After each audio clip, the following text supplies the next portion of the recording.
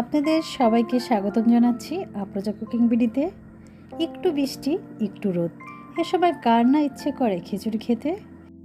চলুন আজকে দেশি মুরগির মাংস দিয়ে খিচুড়ি রান্না করা যাক। প্রথমে কড়াইতে মুগের ডাল দিয়ে দেব, হালকা তাপে ভেজে নেব।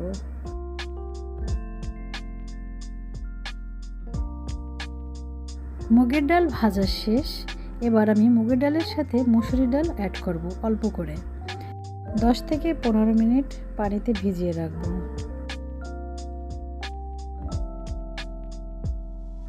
খিচুড়ি রান্না করতে যে উপকরণগুলো প্রয়োজন: পেঁয়াজ কুচি, মরিচ কুচি, রসুন কুচি, রসুন বাটা, পেঁয়াজ বাটা, আদা বাটা, জিরা বাটা, লবণ, হলুদ গুঁড়া, মরিচের গুঁড়া, তেজপাতা, গরম মশলা, চাল, ডাল।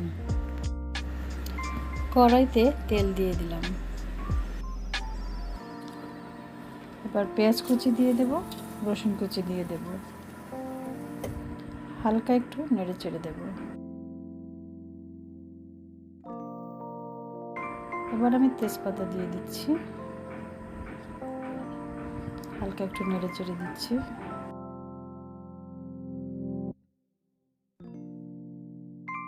এবার আমি মশলা দিয়ে দেব, রসুন বাটা, আদা বাটা, পেঁয়াজ বাটা দিয়ে দেব। এবার ভালোভাবে মশলাটা কষিয়ে নেব।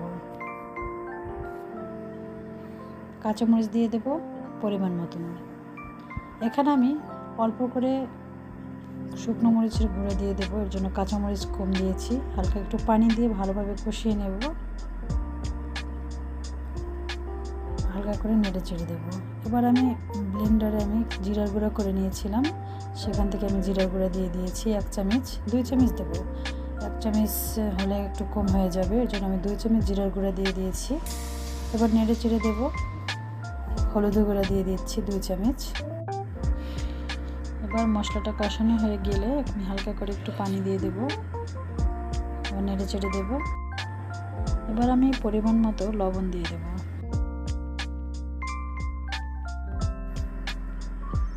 এবার ভালোভাবে কষিয়ে নেব।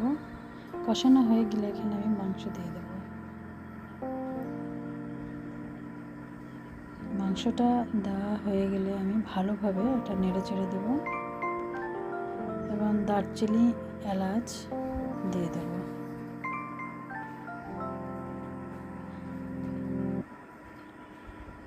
মরিচের গুঁড়ো দিয়ে দেব 1 চামচ। এবার আস্তে আস্তে করে মাংসটা আমি কষিয়ে নেব, হালকা একটু পানি দিয়ে দেব। এবার ঢাকনা দিয়ে ঢেকে রাখবো 5 মিনিট।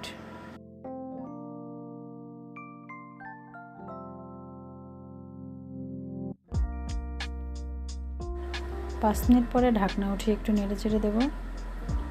যখন দেখব মাংসটা কষানো হয়ে গিয়েছে তখন আমি চাল ডাল দিয়ে দেব। মাংস কষানো হয়ে গিয়েছে, এবার ডাল দিয়ে দেব।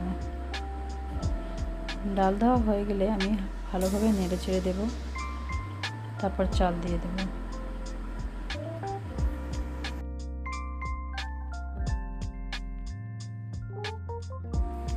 চাল দেওয়া হয়ে গেলে আমি ভালোভাবে নেড়ে চেড়ে দেব। এখানে মরিচ আপনারা যেরকম খাবেন সেভাবেই দেবেন, আমি এখানে মরিচের পরিমাণটা একটু কমিয়ে দিয়েছি। এবার ভালোভাবে নেড়ে চেড়ে দিয়ে আমি পরিমাণ মতো পানি দিয়ে দেব। এখানে আমি আগেই পানি গরম করে রেখেছিলাম, আমি ঢাকনা দিয়ে ঢেকে দিয়েছি 5 মিনিট। এবার আর একটু নেড়ে চেড়ে আবার 5 মিনিট ঢেকে দেব। জালটি লো হিটে দেব। আবার 5 মিনিট পরে আবার একটু নেড়ে চেড়ে দেব। তারপরে আমি এটা 10 থেকে 15 মিনিট লো হিটে রাখবো। আমার প্রায় খিচুড়ি রান্নাটি শেষ হয়ে গিয়েছে, এবার আমি পরিবেশন করব। আমার ভিডিওটি যদি ভালো লেগে থাকে তাহলে আমার ভিডিওটিতে একটি লাইক দিবেন, কমেন্ট করে জানাবেন খিচুড়ি রান্না কেমন হলো। আমার খিচুড়ি রান্নাটি বাসায় ট্রাই করে দেখবেন, আশা করি অবশ্যই ভালো লাগবে। আর আপনাদের বন্ধু বান্ধবের কাছে বেশি বেশি শেয়ার করবেন আর আমার চ্যানেলটিতে সাবস্ক্রাইব করবেন। আল্লাহ হাফেজ।